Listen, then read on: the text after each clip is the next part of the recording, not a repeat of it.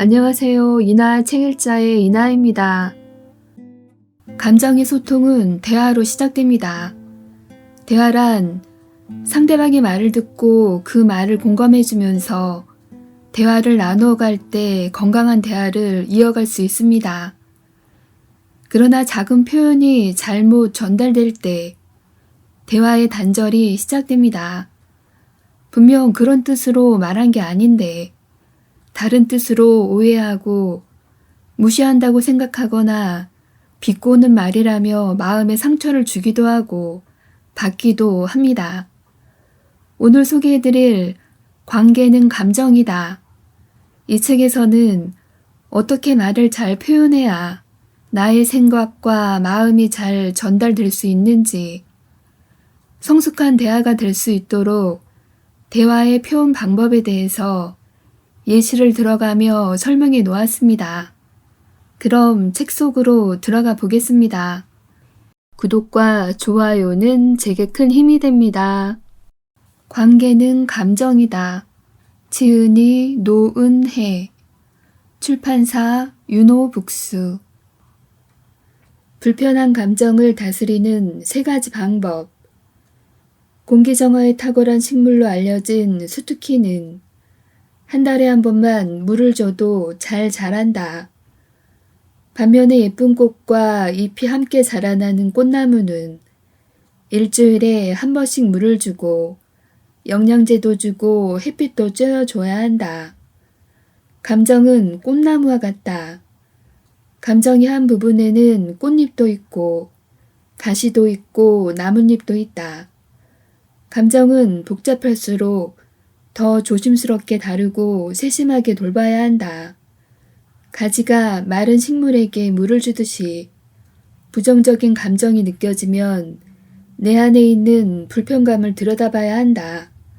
무엇이 느껴지든 알아차리고 수용해야 하며 혼란스러울수록 더 마주하고 돌보는 것이 나를 돌보는 올바른 태도임을 기억하자. 지금부터 불편한 감정을 다스리는 3가지 방법을 소개하겠다. 1. 마음의 집과 감정방을 그려보기. 마음의 집에는 여러 가지 감정의 방이 있다. 이곳에 머무는 감정은 나쁘거나 좋은 것이 없다. 마음의 집을 그리고 지금 이 순간 느껴지는 감정들의 방을 그려보자. 자신의 감정을 아무런 판단 없이 있는 그대로 알아차리고 받아들이는데 도움을 줄 것이다. 더 나아가 다음과 같이 각 감정의 목소리를 상상하며 감정이 하는 말을 기록해 볼 수도 있다. 분노. 너무 답답해. 불이 난 것처럼 화가 나. 나도 내 목소리를 좀 내고 싶다고. 이 활동들은 내 안의 불편한 감정을 자각하게 해줄 뿐만 아니라 감정을 왜곡시키지 않도록 돕는다. 지금 느껴지는 감정도 나의 한 부분임을 인정하고 불편한 감정으로부터 압도당하지 않으면서 지금 이런 감정이 느껴지는구나 와 같은 태도로 감정을 대할 수 있기 때문이다. 원망감, 좌절감, 질투심 같은 여러 불편한 감정을 있는 그대로 바라볼 수 있다. 우리의 마음은 고통스러운 감정을 내 것이 아닌 것, 내가 느껴서는 안 되는 것으로 분류하고 그 감정이 느껴질 때마다 죄책감을 경험하게 된다. 이때 마음의 집을 그리고 감정의 목소리를 기록해보면 내 안에 여러 감정이 알아봐 주길 기다리고 있음을 알게 될 것이다. 2. 특정한 감정이 느껴지는 상황을 언급하기. 2001년에 성격 및 사회심리학제에 실린 노마 멘도자 덴튼 외 4명의 연구에 따르면 단순히 화나 라고 표현하기보다는 나는 이러한 상황에서 화가 나 라고 감정을 일으키는 상황을 고려하는 맥락적인 표현을 쓰는 것이 감정으로 인한 괴로움을 덜어주는 방법이라고 한다. 자신이 느끼는 감정이 무엇인지 맥락과 함께 표현해보자. 어긋나는 감정이 느껴져도 보다 수용적이고 무비판적인 태도를 갖게 될 것이다. 예를 들면, 아, 내가 지금 두 가지 감정을 갖고 있구나. 친구는 소중하지만 이런 모습은 질투가 난다. 친구의 이런 점은 정말 싫어. 하지만 이 친구에게 수용되는 이 감정은 너무 좋아. 라고 표현할 수 있다. 3. 스스로에게 관대해지기. 스스로에게 100% 완벽을 요구하고 있지는 않은지 생각해보자. 친구에게 질투를 느끼면 무조건 부정적이고 나쁜 감정이라고 비난하고 있진 않은지, 안 그래도 버거운 자신을 비난하고 있진 않은지 자문해본다. 친한 친구가 미워질 때도 있고 사랑하는 사람이 버거울 때도 있다. 이 불편한 감정을 느끼는 것만으로도 마음이 힘이 들고 어려운데 누군가에게 조금의 미움과 불편함을 느낀다고 스스로 나쁘게 평가하는 것은 너무 가혹한 태도가 아닐까. 명화는 사람의 피부색을 표현하더라도 각각의 어두운 면과 밝은 면을 모두 표현해서 색채가 다양하다. 그래서 더 풍성하고 깊이 있게 느껴진다. 사람을 사랑할 때도 마찬가지다. 상대방에게 설렘이나 떨림만을 강요하는 것은 비현실적인 기대이고 상대방을 단편적이고 가볍게 사랑하는 것과 같다. 애증, 밉지만 안타깝고 돌봐주고 싶은 마음 등 복합적인 감정이 든다는 것은 상대방을 깊게 이해하고 풍성한 사랑을 주고 있다는 뜻이지 않을까. 부정적인 감정이 몰려올 때는 스스로에게 100% 완벽함을 요구하기 전에 이 감정의 신호를 놓치지 말고 받아들여보자. 타인과의 관계도 명화처럼 다양한 색으로 칠해간다면 더욱 끈끈해질 것이다. 귀를 열면 관계가 풀린다. 진정한 발견이란 새로운 경치를 찾는 것이 아니라 새로운 눈을 갖는 것이다. 프랑스의 유명한 소설가 마르셀 프루스트의 명언이다. 나는 이 말을 이렇게 바꿔보고 싶다. 진정한 소통이란 새로운 사람을 찾는 것이 아니라 새로운 귀를 갖는 것이다. 소통에서 말하기만큼 중요한 것이 듣기다. 우리는 자신의 내면 세계가 반영된 현실을 살아간다. 마음속에 무시당하고 싶지 않은 욕구가 가득한 사람은 상대방의 말을 듣고 저 사람 지금 나 무시하는 말을 한 거지? 라고 오해하기 쉽다. 비난받고 싶지 않은 열망이 강한 사람은 실제로는 그렇지 않더라도 상대방이 자신을 비난한다고 생각하게 된다. 이처럼 상대방의 말을 있는 그대로 듣지 못하면 제대로 소통할 수 없다. 자신을 보호하기 위해 과도하게 반응하거나 상한 감정을 숨기느라 마음이 복잡해지기 때문이다. 사람들은 자신의 말을 잘 들어줄 수 있는 사람을 찾아 헤맨다. 하지만 프루스트의 명언을 각색했듯이 진정한 소통을 위해서는 다르게 말해줄 대상을 찾기보다는 내가 상대방의 말을 새겨듣는 훈련을 하는 것이 낫다. 소통에 서툰 사람도 잘 들어주는 사람 앞에서는 마음의 문을 열고 대화할 수 있다. 상대방의 말을 오해하게 되는 과정. 잘 소통하려면 어떻게 들어야 할까? 우선 짐작하지 않고 듣는 연습이 필요하다. 민수 씨는 늘 사람들의 말을 짐작하며 들었다.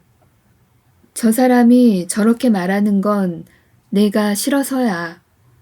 라며 상대방의 말 뒤에 숨은 의도를 추측했다. 사람들의 말을 자신의 행동을 향한 비난이나 무시로 여겼다.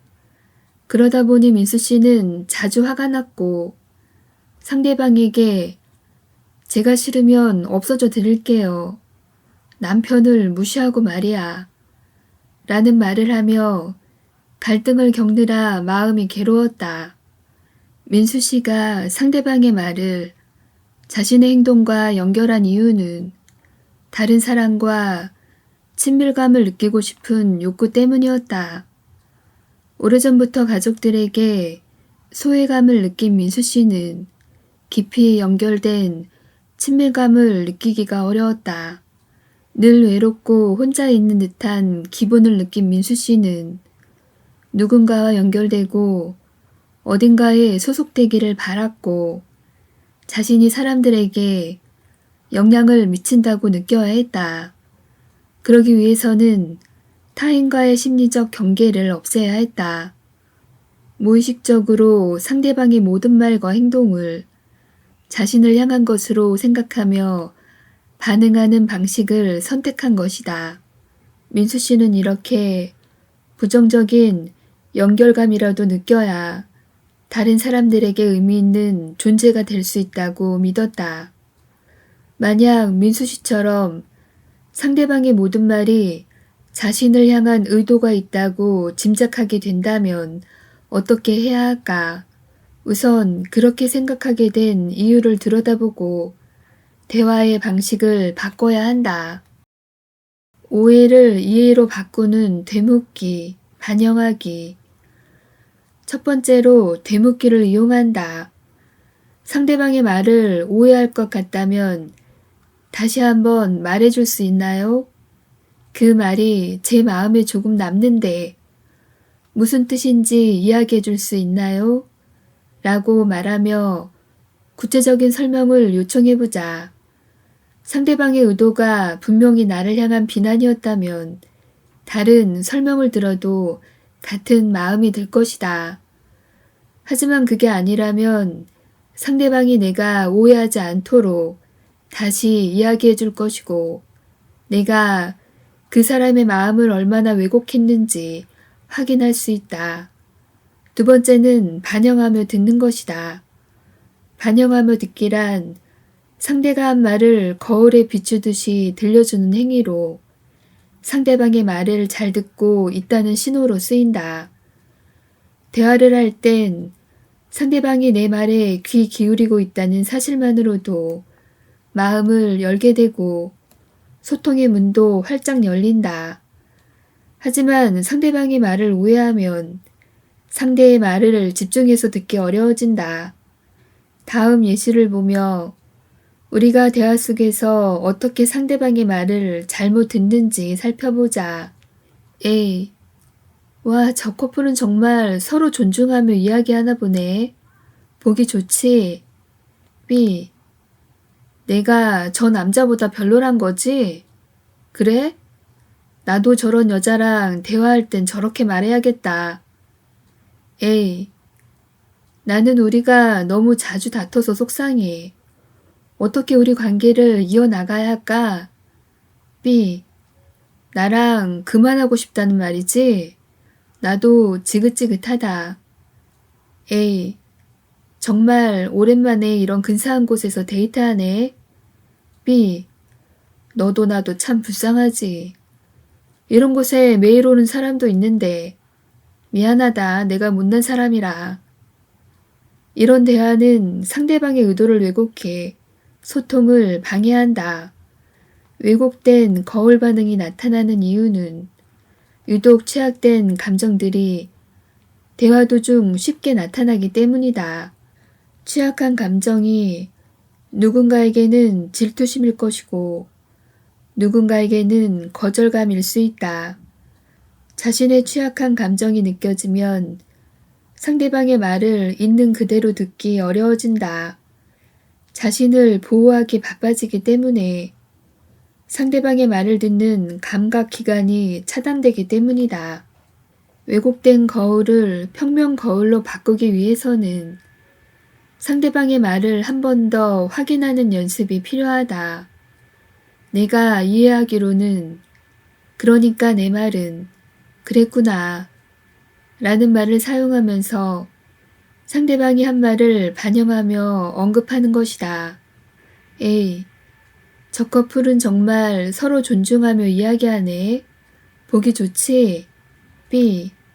내가 이해하기로는 저 커플은 서로 존중하며 이야기하는 모습이 당신에게 좋게 느껴진다는 거지? 꾸미거나 덧붙일 필요 없이 상대방이 말한 내용을 한 번 더 거울처럼 비춰줌으로써 상대방의 말을 오해하려는 내면으로부터 한 걸음 멀어질 수 있다. A. 나는 우리가 너무 자주 다퉈서 속상해. 어떻게 우리 관계를 이어나가야 할까? B. 그러니까 내 말은 우리가 너무 자주 다퉈서 우리 관계를 어떻게 이어가야 할지 막막하다는 거구나. A. 정말 오랜만에 이런 근사한 곳에서 데이트하네. B. 그랬구나. 정말 오랜만에 근사한 곳에서 데이트한다고 느끼는구나. 이렇게 상대방의 말을 반영하며 대화하다 보면 대화 내용을 더 정확하게 기억할 수 있고 자신의 생각대로 해석하는 것을 막아준다. 그리고 반영한 말을 듣는 상대방은 저 사람이 내 말을 오해하지 않고 있는 그대로 들어주는구나 하며 안정감을 느끼고 자신의 속 깊은 이야기를 꺼낼 수 있을 것이다. 또한 설령 상대방의 말을 듣고 감정이 상했더라도 상대방의 말을 한 번 더 들려주고 정리함으로써 감정이 솟구치는 것을 막을 수 있다. 대화가 단절될 땐 어떻게 말해주면 좋겠어? 어떤 사람과 대화하면 속마음을 편안하게 털어놓을 수 있어서 대화가 깊어진다. 반면 어떤 사람과는 길게 대화해도 편안하지가 않고 겉핥기식 대화만 이어지기도 한다. 이런 대화의 차이는 왜 생길까? 한 가지 사례를 통해 살펴보자. 어느 날 민지 씨는 호영 씨에게 이렇게 말했다. 나 어제 전 남자친구한테 전화했다가 싸웠잖아. 너무 속상하고 짜증나. 호영 씨는 민지 씨가 전 남자친구에게 모진 말을 듣고 마음 고생할까봐 걱정이 됐다. 그렇지만 호영 씨의 입에서는 이런 말이 튀어나왔다. 그러게 내가 어제 뭘 했어. 절대 전화하지 말랬잖아. 민지 씨는 호영 씨의 말을 듣고는 됐어. 나중에 전화할게. 라며 전화를 끊어버렸다. 이것이 전형적으로 단절을 불러일으키는 대화의 모습이다. 대화가 단절되는 이유는 상대방의 감정을 헤아리지 못하고 자신의 생각만 표현하기 때문이다. 상대방은 그 말을 하면서 자신의 의도와 숨은 감정을 고려해 주길 바랬을 것이다. 하지만 호영 씨는 내가 어제 전화하지 말라고 했는데 라는 생각을 억누르지 못하고 급히 표현하고 말았다. 이럴 땐 민지 씨의 의중을 파악해서 질문을 하는 것이 대화를 이어가는 데 도움이 된다. 나 어제 전 남자친구한테 전화했다가 싸웠잖아. 너무 속상하고 짜증나. 진짜 속상했겠다. 내가 무슨 말을 해야 속상한 마음이 좀 풀릴까? 상대방의 말을 듣고 나의 생각과 감정이 충돌할 땐 대화의 주도권을 상대방에게 주자. 상대방이 자신의 말을 계속 이어나갈 수 있도록 도와주는 것이다. 그러면서 나에게 일어나는 생각과 감정의 충돌이 잠잠해질 때까지 기다린다. 또는 상대방이 하는 말을 듣고 자신의 감정을 덧붙여 돌려줄 수도 있다. 나 어제 전 남자친구한테 전화했다가 싸웠잖아. 너무 속상하고 짜증나. 어제 우리가 했던 이야기가 있어서 그런지 그 말을 들으니까 나도 너무 속상하네. 너는 어때? 감정을 되물으면 대화가 이어지는 동시에 상대방이 진심을 표현하도록 이끌 수 있다. 심리적 안정감을 위협하는 말을 삼가라. 대화가 단절되는 또 다른 이유는 심리적 안정감과 관련이 있다. 사람들이 심리적으로 안전하다고 느낄 때 대화도 자연스럽게 깊어진다. 하지만 종종 나의 말이나 상대방의 말이 심리적 안정감을 방해하기도 한다. 심리학자 에릭 에리슨이 정립한 인간의 발달 8단계 이론의 첫 단계에도 안정감이 등장한다. 신뢰를 배우며 안정감을 성취하는 단계로 이것이 유아의 생애 첫 2년 동안 가장 중요한 임무라고 말한다. 이처럼 안정감은 사람의 본능이다. 우리가 앞날을 전혀 예측할 수 없을 때 큰 불안과 부정적인 감정을 느끼는 것도 심리적 안정감을 얻고 싶은 본능적인 욕구가 있기 때문이다. 대화가 단절된다는 건 안정감을 침해하는 강압적인 표현이 많다는 증거다. 자주 대화가 단절되고 상대방과 깊은 대화를 이어나가기 힘들다면 이렇게 해 같은 강압적인 표현, 너는 그래서 문제야 같은 단정짓기, 큰 소리로 말하거나 과격한 표현으로 위협을 느끼게 하지는 않았는지 점검해보자. 이런 표현이 알게 모르게 반복되고 있다면 상대방은 나와의 대화에 단절감을 자주 경험하고 나를 안정감을 침해하는 사람으로 인식할 수도 있다.